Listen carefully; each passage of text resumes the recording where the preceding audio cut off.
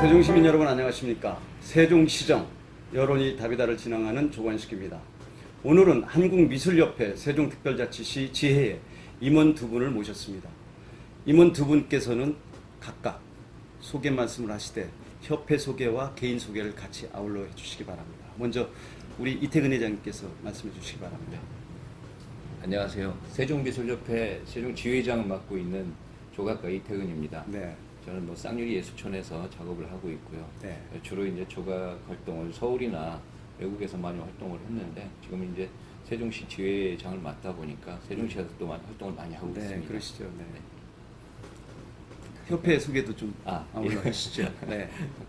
이제 세종미술협회는 사실 이제 연기 군 시절에 발족을 하고요. 네. 2004년도였습니다. 그때가. 네. 그때는 사실 군이다 보니까 인원도 많지가 않았었고요. 네. 한 20여 명 안팎의 인원이 이제 처음 시작을 해서 네. 지금 제가 이제 5대 지회장이거든요. 네. 연기 군 시절에는 이제 지부로 시작을 했습니다. 네. 지부면은 방금 전에 말씀드렸듯이 군처럼 좀 이제 아래 단위의 그런 협회였었고요. 네. 지금 세종특별자치시가 되면서 지회로 승격을 했습니다. 네. 지회면은 뭐냐면은 도하고 같은 급입니다. 네, 원래 이제 그렇군요. 각 도마다 각 지회가 있고 네. 도 밑에 산하에 이제 군이 있듯이 네, 네. 지회 밑에 지부가 있습니다. 네. 현재는 저희가 인원은 한 100여 명 가까이 되고 그러시군요. 예, 지회로 이제 많이 이제 그 지회가 승격이 돼 있고 네.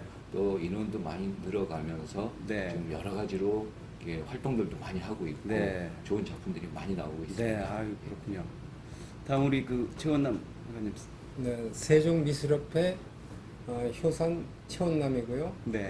문인화 분과위원장을 맡고 있고요. 네. 그리고 세종 갤러리를 운영하다가 지금은 조금 이제 좀 축소해가지고 네. 그 제자들 키우는데 전국적으로 이제 그거를 뭐 주로 이제 제자 키우는 일을 하고 있습니다. 그러시군요. 네네. 그래서 개인전도 조천에서 하는 것만 아니고 네. 좀 넓혀가지고 네. 저 서울에서도 하고 부산에서도 하고 대구에서도 하고 네. 이렇게 큰 데서 하고 네. 조치원에서는 이제 그 문인화 작가로서 네. 좀 제자를 저거하기 위해서 많이 노력하는데 아직까지는 그렇게 성과가 좋지 않고 네. 그 우리 제자들 중에 초대 작가가 4사람이 됐습니다. 아, 그러셨군요. 네네. 네. 네네. 그러고서 요번에도 그 남북통일 세계예술대전에 우리 제자가 세종시에 있는 제자가 한 4살 드신 분이 아하. 요번에 그 문인화 대상을 받았습니다. 아이고. 그래가지고서 내가 그 사진도 찍어가지고 네. 제가 심사해서가 아니고 실력으로도 했습니다. 그건 뭐 나 혼자 심사하는 게 아니고. 네. 네네. 네. 그래가지고 참 보람도 있는 일이고, 음. 네 그렇게 지내고 있습니다. 네. 그럼 제자가 지금 대상을 받았다 이 말씀이시죠? 아 그렇죠. 예예. 아이고 축하드립니다. 네네. 네. 오늘 그 이렇게 두 분 모시고 보니까 우리 세종특별자치시에 이런 대가분들이 계셨는데 왜 이 세종특별자치시에서 제대로 발굴이 안 됐을까 하는 그런 안타까움이 있습니다. 특히 그 세종미술협회가 연기군 시절부터 이렇게 발족이 됐다고 그러시는데 지금 그 100여 명의 회원들은 어떤 그 활동들을 하시는지 그동안에 보면은 미술협회가 상당히 그 행사도 많이 하시는 것 같고 그런 면에 있어서는 세종시에 이런 미술협회가 발전적으로 나가지 않느냐 이렇게 생각을 했는데 또 한편 외부에서 듣기로는 상당히 그 고전을 하고 있다. 또 멤버들 자체들이 경제적 난도 겪고 있는 분들이 상당히 많고 그래서 이게 그 세종시정 차원이 됐든 또 국가시책 차원에서 뭔가 좀 그 지원책이 필요하지 않나 이런 생각도 들었습니다. 그래서 그런 부분도 좀 우리 회장님께서 말씀 좀 해주시죠. 좀 전에도 말씀드렸듯이 네. 저희가 지부로 활동을 할 때는 인원도 적었고 네. 또 연기군이라는 데가 이렇게 주목을 받지 못했었어요. 그러다 보니까 문화예술 쪽이 좀 많이 이렇게 낙후돼 있다 아하. 이렇게 볼 수가 있었는데 네. 갑자기 이제 행정도시가 오면서 네. 좀 지회로 저희가 승격도 되고 네. 또 인원도 많이 늘어나다 보니까 네. 기존에 있던 그런 마인드 가지고서는 어떤 저희 미술인에 대해서 이렇게 알릴 수도 없고 네, 네, 그렇죠. 또 그렇게 안주해서도 안 되고 네. 그래서 이제 제가 지회를 맡고 나서부터는 좀 다양하게 좀 많은 일들을 했습니다. 네. 그리고 또 너무 많이 뛰어다닌다 할 네, 정도로 네. 좀 일을 많이 벌렸는데 네. 그러다 보니까 뭐 사실 힘든 건 저죠. 네, 그러시겠죠. 근데 네. 협회가 발전되고 하는 데 있어서는 그런 노력이 없어서는 또 안 된다 네, 생각하고요. 네, 네. 또 그 예전에 그 마인드에서 좀 새롭게 하려면은 뭔가 새로운 방식의 어떤 전시라든가 네. 그런 기획이 돼서 네. 우리를 알려야 되겠다 하는 네, 생각을 많이 네, 했습니다. 그래서 네. 좀 힘들어도 다양하게 이렇게 기획을 하고 네. 좀 뭐랄까 멀리 있는 전시도 쫓아가서 하고요. 네, 네. 그러다 보니까 회원들은 뭐 다 같이 쫓아갈 수는 없지만 네. 그래도 일부 회원들은 상당히 그런 거에 대해서 이렇게 호응이 좋고 네. 또 상당히 많이 이렇게 고무가 돼 있습니다. 네, 그래서 네. 작년에 이어서 올해도 저희가 큰 행사를 또 2개를 지금 또 더 이렇게 기획을 하고 아, 있습니다. 그러시군요. 예. 10월에 이제 그 세종 축제 때 네, 세종 네. 또 아트 페스티벌이 있고요. 네. 그때는 이제 전국 규모의 전국에 이제 8개 지회가 있습니다. 네. 그 지회 각 도에 있는 그런 지회와 네. 제주도 특별자치시 네. 그리고 저희 세종시하고 해서 8개 지회 그 회원들이 초대를 해서 네. 큰 전시를 기획하고 있고요. 또 8월 달에 그 무궁화 축제 있습니다. 네, 네. 그때도 시와 협조를 해서 저희가 그 행사를 좀 풍성하게 하기 위해서 네. 작년 무궁화 축제도 저희가 그 무궁화 꽃을 같이 함께 그려서 그 행사를 또 풍성하게 아, 했습니다. 그러셨군요. 네. 올해 역시 또 그걸 준비하고 있고요. 네, 네. 근데 그런 큰 행사를 이렇게 실질적으로 준비를 하다 보면은 네. 그 어려움이 많습니다. 그러겠죠. 네. 우선 제일 큰 어려움은 자본이고요. 그렇죠. 경제적인 네. 문제. 네. 행사를 진행하다 보면은 그 기자재라든가 전시 공간이라든가 네. 이게 다 무상으로 되는 게 아니다 보니까 네, 네. 우리 자체 경비로도 이렇게 조달하고 네. 또 지원금도 받아서 이렇게 하는데 네. 그게 저희가 예산한 만큼 넉넉하게 지원이 되질 않습니다. 아, 그렇군요. 예, 예. 네. 기존에 해오던 그런 어떤 방식들이 있다 보니까 그 틀에서 크게 벗어나질 못하고 네. 예전에 지원되던 그런 지원금 수준이니까 새롭게 큰 행사인데도 그게 넉넉하게 지원이 안 되고 있습니다. 규모가 커진 만큼 그만큼 지원도 좀 넉넉히 돼서 네. 원활히 돼야 되는데 네. 그렇지 않다 보니까 저희가 뭐 몸으로 이렇게 막 때우는 경우도 많고 아하. 그래서 좀 어려움이 많습니다. 아, 그렇군요. 그러면은 그 이 기회에 지원 문제와 관련해서 이게 어떤 규정이라든가 조례라든가 이런 네, 것들이 네. 없기 때문에 아마 근거 그 조항이 없으면 예. 그 지원하기가 참 어렵습니다. 네. 이게 그 공무원 입장으로 보면 그런 맥락에서 어떤 그 조례가 필요하다든가 네. 규정이 필요한 게 있으면은 이게 말씀을 좀 하시죠. 네. 네. 지금 다른 뭐 서울 중앙이나 네. 그런 다른 광역 단체 큰 단체에서는 그런 조례가 다 있습니다. 네. 지금 군에서 시로된 지 얼마 안 되다 보니까 저희는 또 아직 그게 없는데 네. 그 예총 산하 단체에 대한 그 기본적인 운영에 대한 그 지원금이 네. 시에서 매년 그 지원이 되고 있거든요. 네. 근데 아직 세종시에는 예총에만 지원이 되고 있고 예총 산하 단체에는 지금 8개 단체가 있는데 네. 전혀 지원이 안 되고 있습니다. 아, 그렇군요. 순전히 공모 사업에만 의존하고 있고요. 아하. 그러다 보니까 행정을 볼 수 있는 인원이 없어요. 네. 각 단체가. 네. 그러다 보니까 매년 이 단체장이 바뀌고 하다 보면은 그런 모든 업무 파악하는 데 있어서 네. 처음부터 다시 시작을 해야 되기 때문에 상당히 어려움이 있고 네. 또 그거를 배우다가 또 한 몇 년 이렇게 맡아서 익숙해질만 하면은 지회장이 또 교체가 되고요. 그러면은 계속 그 어려운 문제들이 계속 봉착을 하거든요. 네. 그런 것이 지속적으로 되기 위해서는 네. 조례가 이렇게 설정이 돼서 네. 그런 어떤 행정적인 능력을 갖춘 사람들이 네. 늘 상시하면서 네. 옆에서 지원을 해주면은 네. 그 모든 그런 문화예술 단체가 훨씬 더 이렇게 커지는데 큰 보탬이 될 거라고 생각했습니다.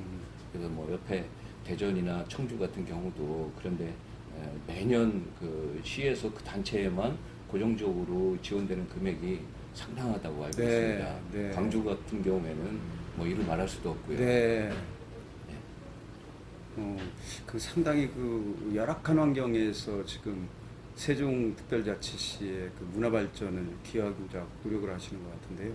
우리 그 저 분과위원장 맡고 계시죠? 네네. 네, 우리 그 최원남 위원장님께서는 어떤 생각을 갖고 계신지요? 글쎄 저는 이제 그 공무원들이 네. 좀 열린 마음 가지고 딴 지역에 하는 거 가서 보라는 얘기죠. 네. 네. 여기서 괜히 그 옛날에 군청 있을 적에 그런 식으로다가 운영하지 말고 네. 그 기관장들도 와서 꽃이나 달고 가위질이나 하고 축하해 주는 거 이렇게 하고 악수만 하고 가는 네. 게 아니고 네. 딴 지역 사람들이 와가지고 전시장을 봤을 적에 우리 세종시의 전시장이 네. 진짜 이젤 가지고 개인전을 할 정도면은 이거는 하지 말아야 될 부분이거든요. 네, 그리고 그렇군요. 전시 공간이 많이 있어야 되는데 네. 예를 들어서 그 우리 세종시에는 네. 그 전국 공모전이 4개 단체가 있습니다. 네, 네. 그것도 이제 얘기 들어보면 올해는 뭐 한 군데만 됐다는 소문이 있고 그래가지고 네. 그것도 문제고요. 네. 그리고 이제 전시 공간이 없다 보니까는 그 전국 공모전에 한 800점 들어오면은 그걸 한 번에 전시할 수 있는 공간이 부족해요. 아하. 그래서 200점을 이제 그 예술회관에다가 이제 놓으면은 네. 전국 공모전 해가지고 상 받으니까 식구들, 친구들 다 와가지고 자기 작품이 있을 거라고 그러고 네. 가서 보는데 없단 말이죠. 네. 그러면 멀리서 온 사람들이 얼마나 허무하겠어요. 그렇겠네요. 네. 그러니까 거기서 이제 주최 측한테 욕을 하고 싸우고 난리가 나는 거예요. 그러니까 난 물러달라. 네. 이런 거 공무원들이 아냐 이거죠. 네. 예, 기관장들이 알고서 네. 좀 컨벤션 센터나 뭐 무슨 뭐 어디나 됐든 간에 걸을 수 있게끔 그거 시설 자체를 해주면은 네. 그쪽 가서도 할 수 있고 네. 또 그런 거는 지원을 떠나서 가격을 좀 시에서 좀 저거 해가지고 전국적인 공모전은 이게 얼마나 중요한 건지 모르거든요. 네. 진짜 네. 네. 이런 게 너무 낙후돼 있고 네. 너무 진짜 뭐 회장님도 말씀했지만은 네. 이건 너무나 아니다 그래요. 네. 전부 다 자기 공무원들이 옛날식으로도만 얘기하고 어디 가서 하는 걸 구경을 안 하든지 뭐 진짜 이렇게 낙후될 수가 없어요. 말로는 네. 명품 도시, 세종 도시라고 그러는데 네. 이건 세종 도시가 아니죠. 네. 이렇게 해가지고는 네. 기관장들이 네. 시장이면 시장, 뭐 교육감, 교육감 뭐 이렇게 해가지고 어디 많이 다닐 거 아니에요. 보면서 네. 그럼 전시회가 개인전하고 무궁화 축제 때 전국적으로 오는데 네. 이젤로다가 전시하는 그 공간이 어디 있습니까? 그래. 이 네. 좋은 공간을 해놓고 못 하나도 못 받게 하고 이런 네. 식으로다가 하면은 네. 이게 운영이 안 되는 겁니다. 이게. 네. 그래서 네. 저는 하지 말자. 네. 이 욕먹을 소리지만 네. 우리 회장님한테 하지 말자. 네. 이렇게 반대로 나가는데 우리 회장님이나 또 회원들은 음. 그래도 열심히 이렇게 하면은 알아주지 않을까? 알아주지 않을까? 네. 좀 이렇게 해가지고 지금 뭐 진짜 개인 돈을 써가면서 뭐 이렇게 개인 전시할 적에 60만 원이면 그 저거 뭐야 맨 다를 적에 네. 그거 이제 부족해가지고 그걸 이제 회장님이 해가지고 하면서 하는데 이건 얘네 돈 받는 게 아니고 우리가 돈을 걷어가지고 이렇게 전시를 할 정도면은 네. 이게 문제가 있지 않나 싶어요. 아유, 그래서. 이거 뭐, 네네. 그, 화가 많이 나신 듯 합니다. 이게 그, 시정 차원에서 또는 뭐, 교육청 차원에서, 우리 그 예술인들 길을 살리는 그런 규장이 됐든 조례가 됐든 꼭 만들어 주시기를 바라면서 조금 쿨다운 한다는 의미로 우리 회장님께서는 지금 조각가이시잖아요. 뭐 미술협회 회장을 맡고 계시지만은 이 조각과 관련해서 몇 말씀 드리도록 하겠습니다. 이 조각이라는 것이 뭐 그 용어 자체가 잘 아시다시피 라틴어의 스쿨페레에서 그 나온 말 아니겠습니까?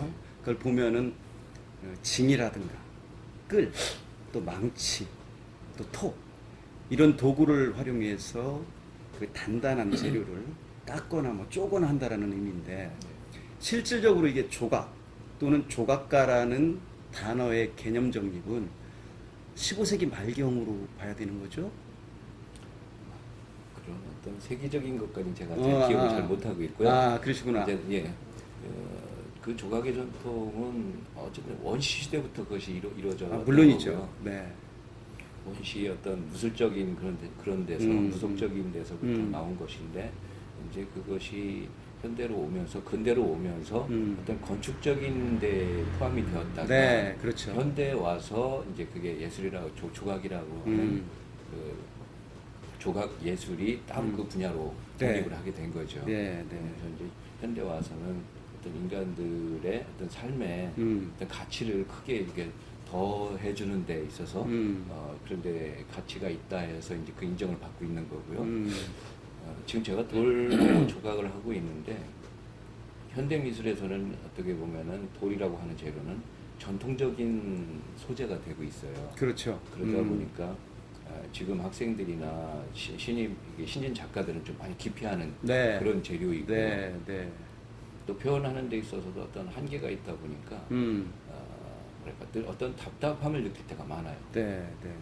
조각은 또 그 어떤 노동하는 시간이 많다 보니까 네. 젊은 사람들이 많이 기피하고 있고 네. 이 작업을 하나하나 하다 보면 어떤 생각이 드냐면은 이게 돌을 깎아 나가는 게 아니라 어떻게 보면 나 자신을 깎아 나가고 있다 네, 이런 생각이 들 네, 정도로 네. 좀 인내심이 좀 네, 많이 필요한 네. 그런 작업입니다. 네, 근데 네. 또 그 수고하고 힘든 만큼 결과물이 나왔을 때는 거기서 얻어지는 그 어떤 기쁨이나 네. 그 가치 같은 거는 이루 말할 수가 없죠. 그렇죠. 예. 네. 그 실질적으로 이제 그 조각이나 조각가라는 단어가 성립된 것이 조금 전에 말씀드렸지만 그 15세기 말 개념이다. 그리고 그게 이제 고대 그리스 시대를 넘어서 로마 시대 넘어서 르네상스 시대 이후에 이제 그 단어가 정립이 돼요. 그때 보면은 그 인문주의자인 그 폴리치아노라는 그 사람이 대백과사전을 만듭니다. 예술 백과사전. 그게 이름이 판 에피 누군지 아시겠습니까? 아니요 잘 모르겠습니다. 어려운 질문을 그러니까, 하시네. 네. 전문가보다 파네피스테몬이라는 그 백과사전이에요. 네. 거기에서 이제 그 조각가를 5종류에 분류를 해놓습니다. 네. 그러니까는 석조각가. 네. 지금 그 우리 회장님은 석조각가이신 그렇죠. 것 같으네요. 네. 석조각가. 그 다음에 금속조각가. 그 다음에 목조각가. 네. 그 다음에 밀랍 조각가. 그 다음에 점토조각가. 이렇게 나누거든요. 조금 전에 그 말씀 중에 이게 무술적, 신앙적 그런 게 있다고 그러는데 빌렌도로프의 그 비너스가 말하자면은 그 신앙적 주술적인 게 아닌가. 그걸 보면은 머리는 그래도 세밀하게 이렇게 조각이 돼 있는데 네. 얼굴 자체가 그렇죠. 그 표현이 안 돼 있어요. 예, 예. 그리고 이제 가슴이라든가 배라든가 엉덩이가 좀 과하게 이렇게 표현이 돼 있단 말이죠. 그런 거 보면은 이게 주술적 의미가 있다. 이게 그 다산을 상징한다거나 아니면 풍요를 기원하는 그런 차원의 그 우리나라에도 그런 조각이 혹시 그 남아 있는 게 있던가요? 그런데 그 우리나라에 있는 조각은 좀 많이 늦은 시기에 출발했습니다. 네, 네. 이제 빌렌도로프의 그리스 같은 경우는 원시 시대에 이제 그것을 제작했고, 그렇죠. 방금 말씀하신 것처럼 다산이나 어떤 풍요를 네, 설명하는데 네. 그러다 보니까 이제 얼굴 같은 게 많이 무시가 됐고요. 그렇죠. 가장 중요한 네. 어떤 여자의 다산이나 여성성만을 강조했던 네, 거고요. 네. 그 우리나라에서는 종교적인 조각이 제일 많이 발견되고 있습니다. 그 예전에 그림이 많이 활성화돼 있었고 네, 네. 조각은 불교가 오면서부터 그 석불에 의해서 음, 조각이 좀 많이 발전을 했었고요. 그렇죠. 그리고 이제 현대 일제 강점기 지나고 나서 일제 시대 때부터 서서히 그런 어떤 이 순수 조각에 대해서 관심을 갖게 됐고요. 그러니까 그 이전에는 거의 종교적인 그런 조각이 대세를 이뤘었죠. 아, 그렇군요. 그 우리나라 같은 경우는 보면은 사실 그 우리나라의 조각 기원을 찾아본다 그러면 과거 이제 구석기 시대에 만들어진 골각기까지 이렇게 거슬러 올라가야 네. 되지 않습니까? 그런데 실질적으로 그 한국 조각이 제대로 이제 그 마련이 된 장을 보면은 삼국시대로 볼 수밖에 없죠. 그러니까 백제 시대의 그 유명한 백제 관음상 같은 것들, 물론 그게 우리나라에 보존돼 있지 않고 안타깝게도 그 일본의 호류사라는 그 절에 보관이 되어 있습니다만은 그 이후에 이제 보면은 신라 시대에 그 아주 뭐 불교 조각의 그 진수다 또는 정수다 이렇게 그 표현이 되고 있는 금동미륵보살 방가사유상 같은 거 보면은 이제 그 불교에서 이게 그 파생된 듯한 느낌을 저는 받습니다. 그리고 이제 석조탑 같은 경우도 보면은 7세기경에 이게 조성이 됐다고 알려져 있는 그 미륵사지 석탑, 이것이 이제 우리 그 석탑의 기원이 아닌가 이렇게 보여지는데요. 그 이전에 있던 것들이 예를 들어 중국 같은 경우는 진시황 무덤에서 이렇게 나오는 것들, 그런 것들도 우리나라에는 좀 있지 않았을까 싶기도 해요. 그런 게 그렇게 많이 흔하지는 않습니다. 네. 제가 지금 기억상으로는 별로 이렇게 기억나는 게 없고 네. 말씀하셨듯이 뭐 그 서산 마애불이라든가 금동미륵 그 방가사유상 같은 거, 네. 뭐 우리 한국의 미소라고 그러죠. 그렇죠. 뭐 그런 어떤 불교적인 것들이 어쨌든 대부분입니다. 지금 다 그렇죠. 남아 있는 것들. 네, 네, 네. 또 그 이전에 또 우리나라 또 외세 또 침략을 또 많이 받다 보니까 그렇죠. 파손된 것들도 그렇죠. 너무 많았고, 그렇습니다. 또 우리나라에 있는 그 돌들 자체가 화강암이다 보니까 그 말씀하신 외국의 그 사례처럼 네. 쉽게 조각할 수 있는 그런 재질이 아닙니다. 그렇죠. 단단하다 보니까 이 단단한 쇠가 나와야 그런 돌들을 이렇게 다룰 수가 있는데 네. 돌이 단단하다 보니까 작품들이 안 나오고 나중에 이제 이 철이 나오면서 네, 네. 단단한 재료가 나오면서 네. 그것이 이제 불교 조각 쪽으로 많이 이루어졌었고요. 네.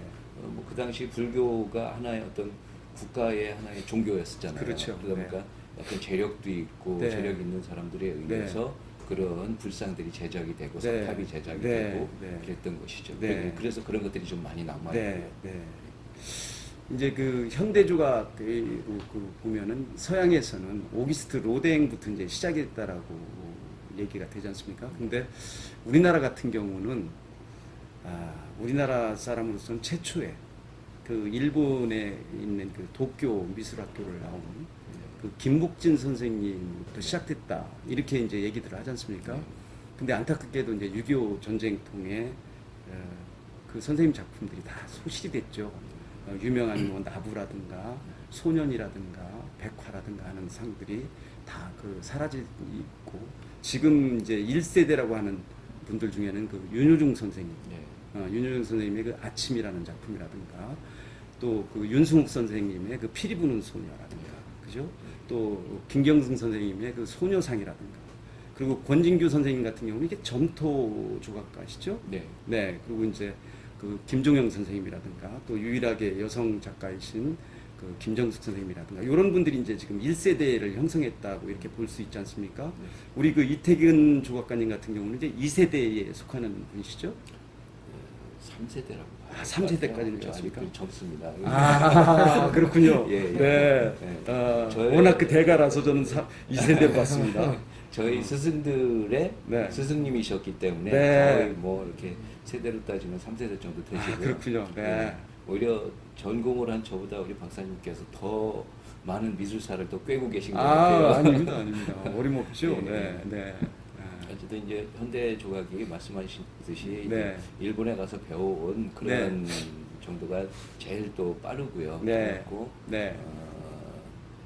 저 같은 경우 어쨌든 3세대 오다 보니까 시대가 현대로 오면서 좀 많이 바뀌었습니다. 네. 네. 지금 우리나라에서 그 미술이 르네상스 시대라고 하면 한 8, 90년대가 아니었었나 싶은 생각이 많이 들고요. 네. 그 이전에는 처음 시작 단계여서 네. 뭔가 기틀을 만들었고 가장 그 어떤 예술에 대해서 인정을 받고 활발했던 시대가 80년대에서 2000년대 안에 네. 그 안에가 가장 어떤 부흥하는 그런 시기였었다는 제 나름대로의 그런 생각을 가지고 있고요. 네. 지금 현대로 오면서 너무나 많은 이렇게 발전이 이루어졌습니다.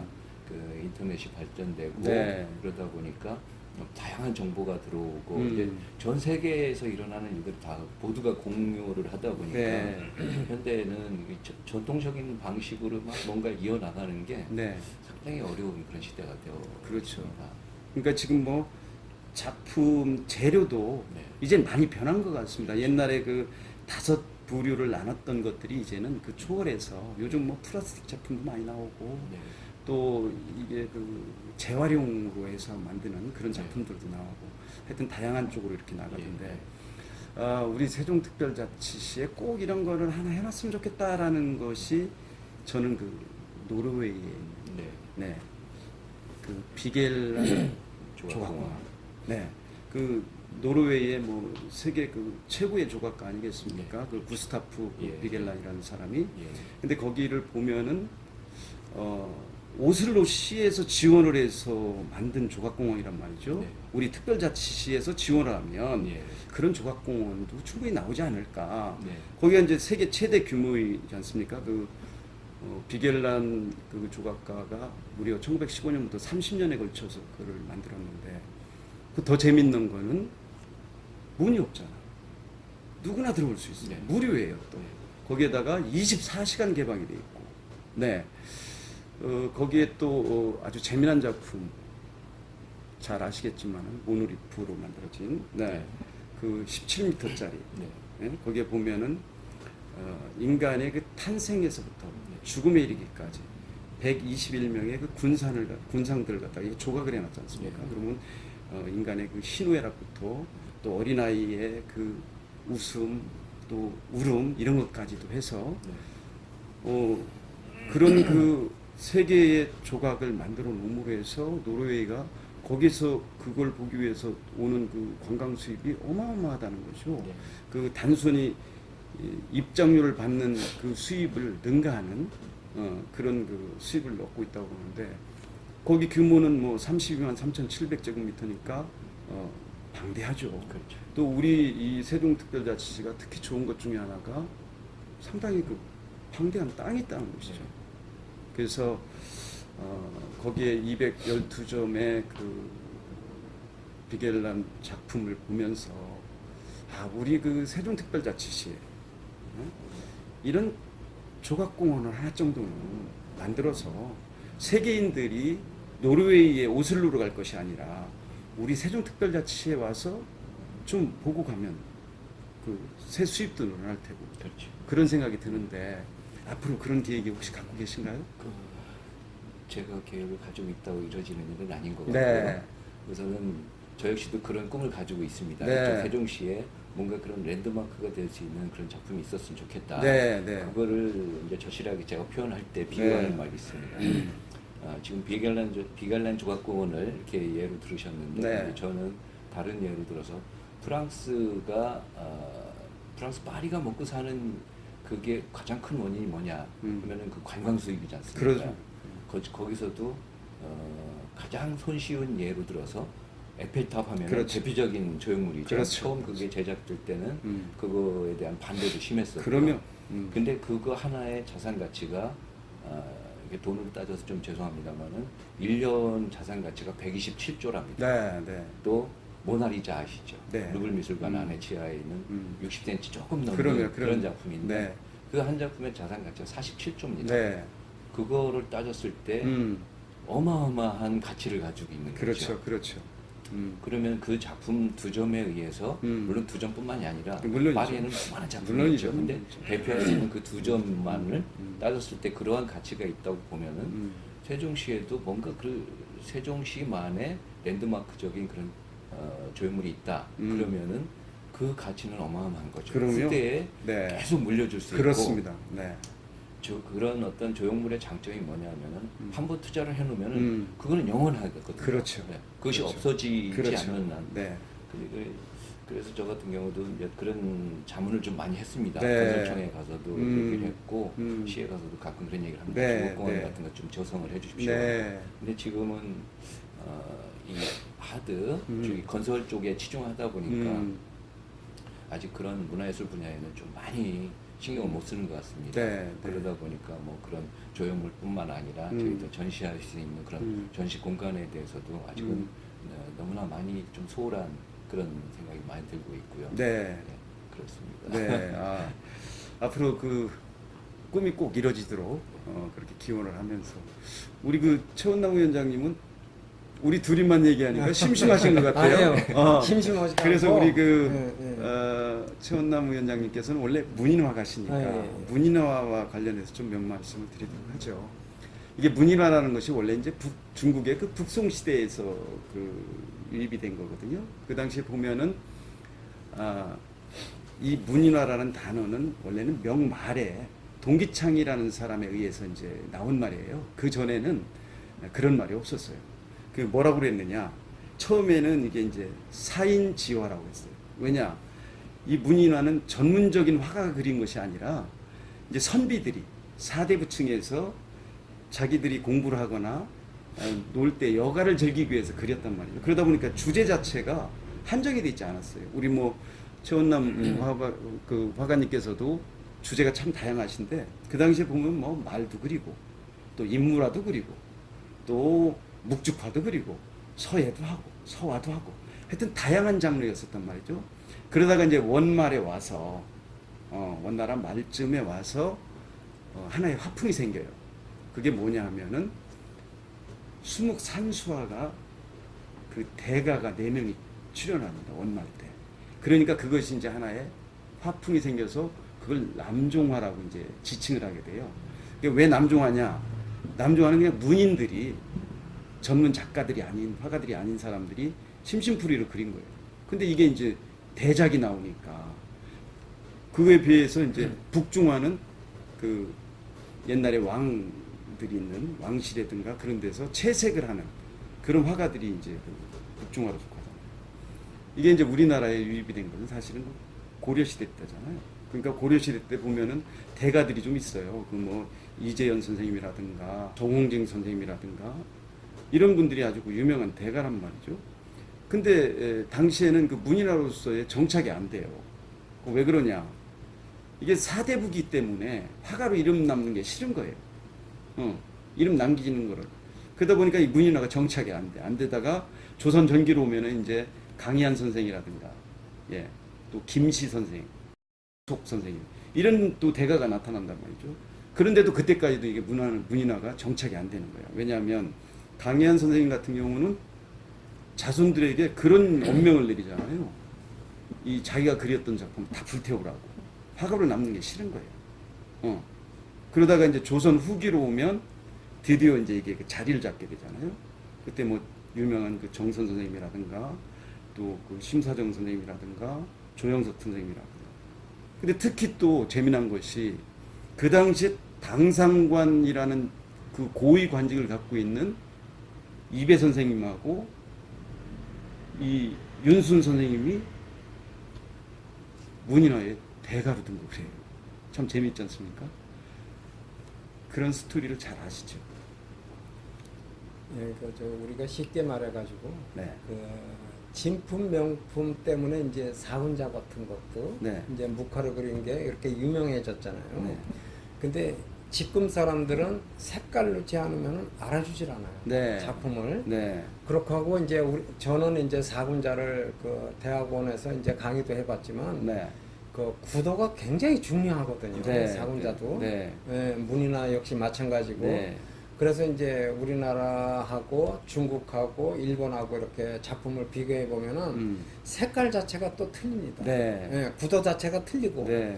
예를 들어서 중국은 매화를 그리면은 아주 새빨갑니다. 아주 그냥. 네, 전체가 새빨개요. 네. 그냥 얼마나 많이 다닥다닥 붙었고 그리고 이제 일본 거는 이제 그 색깔이 좀 연하고 좀 살랑살랑하는 그런 순풍에 그 가까운 색깔을 내거든요.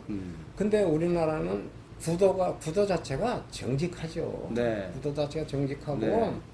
진짜 꼭 있어야 될 부분만 꽃을 달고 이렇게지 함부로 그냥 뭐 전체를 메우고 이러진 않거든요. 네. 네. 그래서 대학원에서 강의할 적에도 서예 하시는 분들이 쉽게 심심하면 네.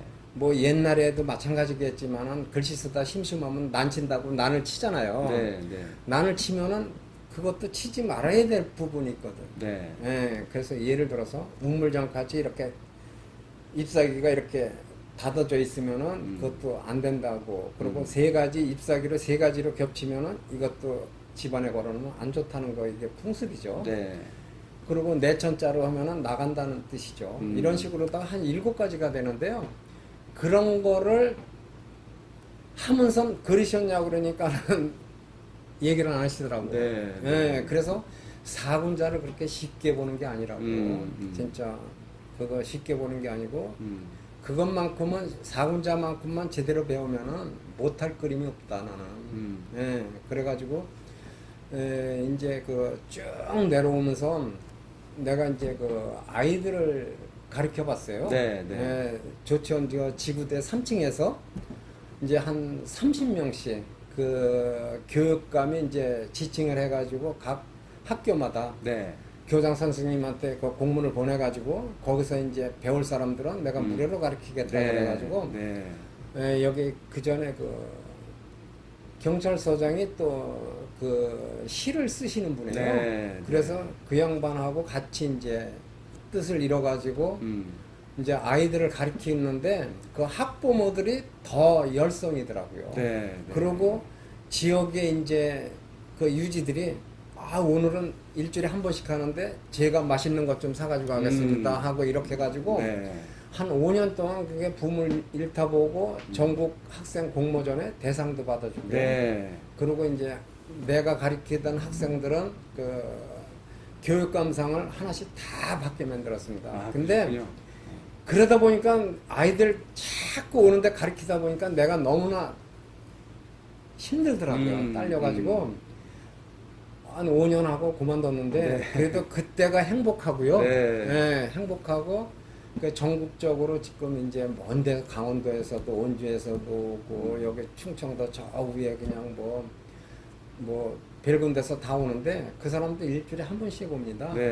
예, 오면은 정직하게 가르치죠. 네. 그냥 내가 많이 오래도록 데리고 있는 게 아니고 딱 1년만 가르치고 저는 자기가 하라고 그러죠. 네.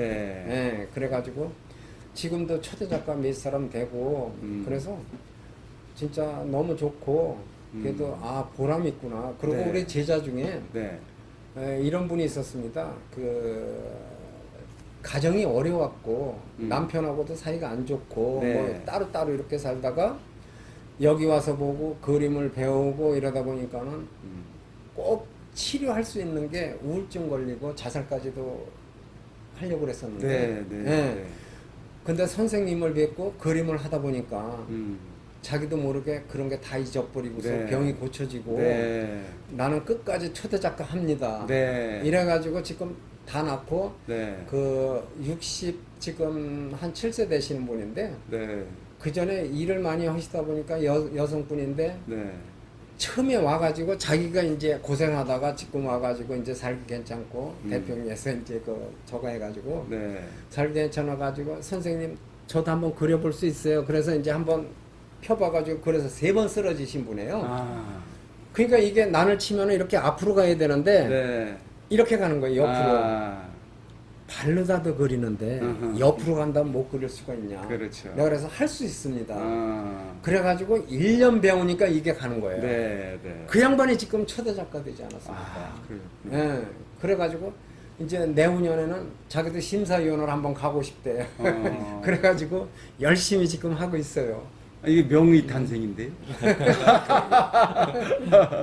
조금 전에 그 사군자 말씀하셨는데 이게 이제 그 남종화 후풍으로 그 산수화가 이제 그 털을 잡기 시작하면서 선비들하고 이게 기상이라든가 이런 것들이 맞다 해서 이제 사군자가 남종화로 포함이 됐어요. 근데 우리나라 같은 경우는 지금 문인화에 대해서 아직도 저변 확대가 안 된 것 같고 어떻게 보면은 굉장히 열악한 환경이 아닌가 그 이런 대신 아쉬움이 있죠. 그래서 좀 이게 문인화가 왜 이렇게 연약하냐면은 글씨도 되지 않습니까? 네. 글씨가 돼야 되고 그렇죠. 그림이 돼야 되고 그렇죠. 이러니까는 어렵다는 얘기죠. 네, 그렇죠. 땅 그림보다 네. 뭐 미나나 뭐나 이런 거는 그 틀에 짜여져 있는 색상만 칠하면 되니까 이제 쉽게들 접하는데 이거는 절대 그렇지가 않아요. 그렇죠. 진짜 하면 할수록 어려운 게 사군자예요. 그래서 이게 문인화의 절정은 17세기에 그 김정희 선생님에서 끝이 났다 이런 얘기까지도 나올 정도니까요. 요즘 그만큼 이제 문인화가 어렵다는 얘기죠. 어쨌든 그 이렇게 어려운 여건에서 우리 세종특별자치시의 문화 창달을 위해서 고생들 참 많이 하시는데 마지막으로 정말로 지금 진행되고 있는 시정 차원이나 또 아까 말씀드렸던 뭐 국가적 차원이 됐든 아니면 뭐 교육청 차원이 됐든 지금 이런 것들은 꼭 좀 이렇게 진행을 했으면 좋겠다. 이런 것들은 이렇게 좀 바꿔줘야 되고 또 앞으로 우리의 계획이 이런 것들이 있으니 이런 좀 지원도 좀 해줬으면 좋겠다 하는 것들이 있으면 우리 회장님부터 좀 말씀하시죠. 지금 뭐 세종시가 전국의 10대 문화도시를 지금 지향하고 있습니다. 그렇습니다. 저 이제 세종미술협회 장을 맡고 그 전에 또 이제 제 작업에만 이렇게 열중하다가 그런 부분 관심이 없었는데 네. 막상 지역 장을 맡고 보니까 네. 참 개선해야 될 부분들이 너무 많은 것 같습니다. 그러시겠죠. 기존에 네. 저희 단체도 음. 늘 해오던 어떤 타성에 젖어서 해오던 방식대로만 했던 네. 것도 있고 네. 관객이 없는 거를 관객 탓만 할 게 아니라 음. 이제 찾아가는 그런 전시도 네. 해야 되고 네. 또 좋은 퀄리티 있는 그런 전시도 해야 되고요. 네. 그래서 세종시가 10대 문화 도시가 관련 과연 뭐가 우선돼야 될까 하는 생각을 많이 해봤습니다. 네. 그래서 제가 본의 아니게 제 전공하고 상관없이 주민자치위원까지 지금 활동을 하고 있습니다. 그러시군요. 네. 그 이유가 이제 그 활동을 하면서 시골에 있는 이 구도심, 네. 도시에서 말하면 구도심과 신도심이 이렇게 나눠지지 않습니까? 네. 구도심 분들은 문화예술에 대해서 사실 관심이 별로 없어요. 네. 연세가 많으시고 농사일에 관심이 많다 보니까 예술은 나하고 너무 먼 거야. 네. 나하고 아무 상관이 없어. 네. 이렇게 생각하시는 네. 분들이거든요. 신도심 분들은 이미 뭐 교육을 많이 받았고 문화예술에 관심이 많습니다. 그래서 우리가 자리만 여러만 놓으면은 그분들은 찾아오세요. 네. 근데 이제 문제는 우리가 이렇게 전시를 자유롭게 할 수 있는 우리의 의식을 이렇게 펼칠 수 있는 그런 공간이 많지가 않다는 네. 겁니다. 그래서 뭐 복컴이라든가 무슨 센터 같은 것들이 많이 지어지는데 그런데 조그마한 전시 공간이라든가 네. 또는 네. 대규모 전시할 수 있는 시립미술관이라든가 이런 것들이 빨리 기획이 돼서 지어져야 된다고 생각을 하고요. 네. 네. 그것이 신도심에만 집중돼서도 안 되고요. 구도심 곳곳에 가야 되는데 그렇죠. 아까 말씀드렸던 주민자치위원을 왜 했냐면은 마을에 있는 그 요즘에 운동화된 그런 집들이 있습니다. 기어 그렇죠. 있는 그렇죠. 네. 그런 집들을 최대한 활용해서 문화센터 같은 거를 만드는 겁니다. 그러면은 지역에 있는 문화예술인들을 최대한 활용을 해서 네. 지역 분들, 어르신 분들이 함께 할 수 있는 그런 프로그램을 진행하는 거죠. 네. 네.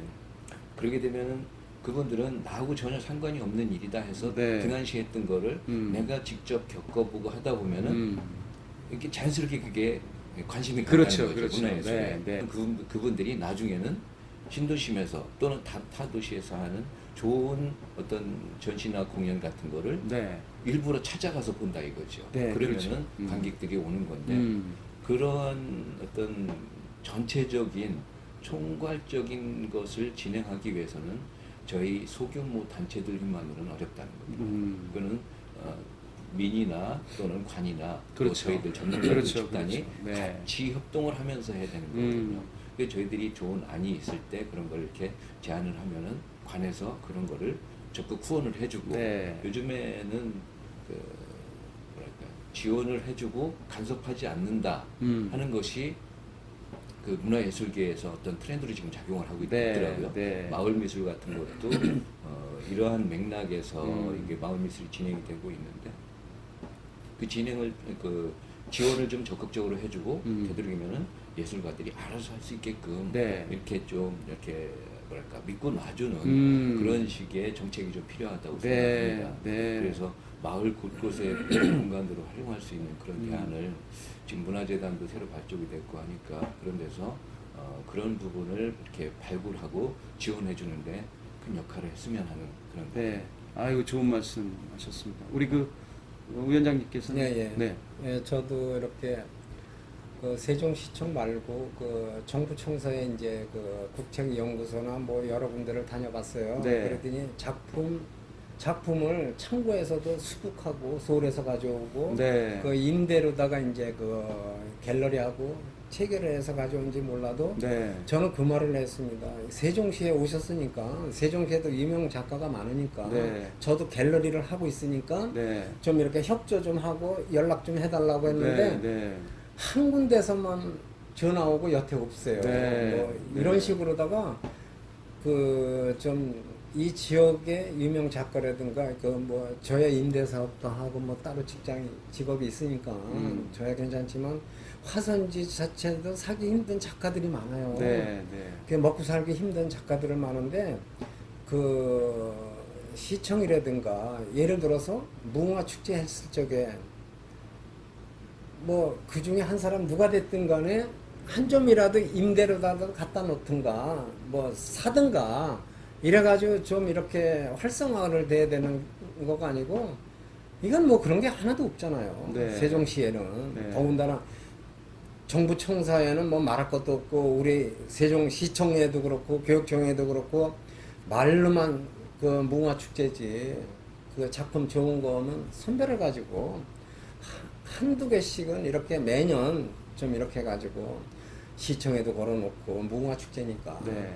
또 교육청에도 아이들 가르치는 데도 걸어놓고 좀 이렇게 좀 운영이 됐으면은 좀 얼마나 좋겠나 싶고 첫째는 그 먹고 사는 거 아닙니까 작가들이 네. 네. 그러니까 자꾸 어떻게 보면 비겁해질 수도 있고 네. 예를 들어서 정치와 예술인 뭐 그런 것도 나오잖아요. 뭐 네. 블랙리스트가 나오는데 결국은 예술가가 만들지 않나 싶어요. 사실은 네. 네. 뭐 정치 쪽으로 붙고 네. 뭐 붙고 이러다 네. 보니까 그쪽 사람들을 자꾸 선호하고 안 하는 사람은 뭐 또 얘기가 나올 테고 이런 게 좀 없어져야 돼. 세종 그 명품 도시라고 그러면서 그런 거는 좀 없어져야 되지 않을까. 네. 단체장이 뭐 네. 됐든 간에 뭐가 됐든 가 네.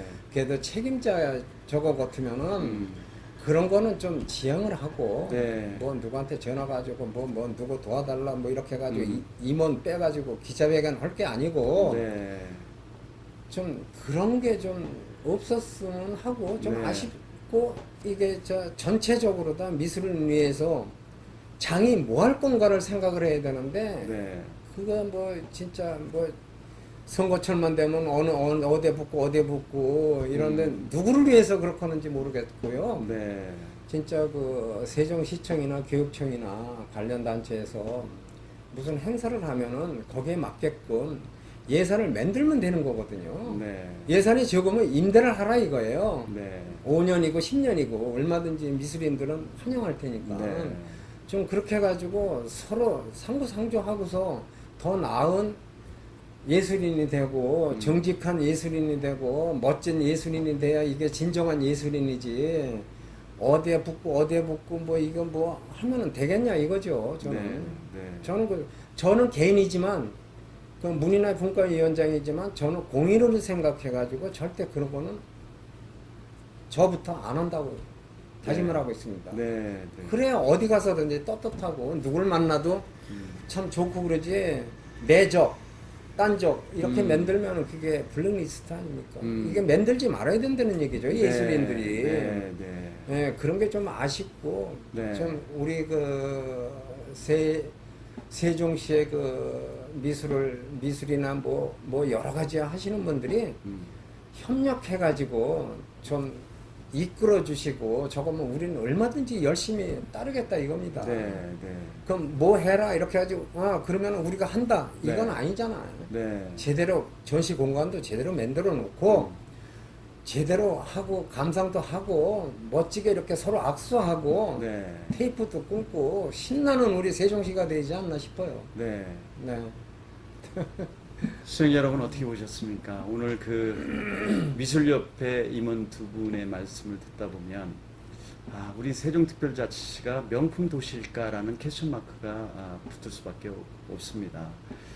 시청자 여러분께서도 많은 생각이 드시리라 생각이 듭니다만은 우리 세종특별자치시가 명품 도시가 되기 위해서는 문화와 예술이 살아있어야 됩니다.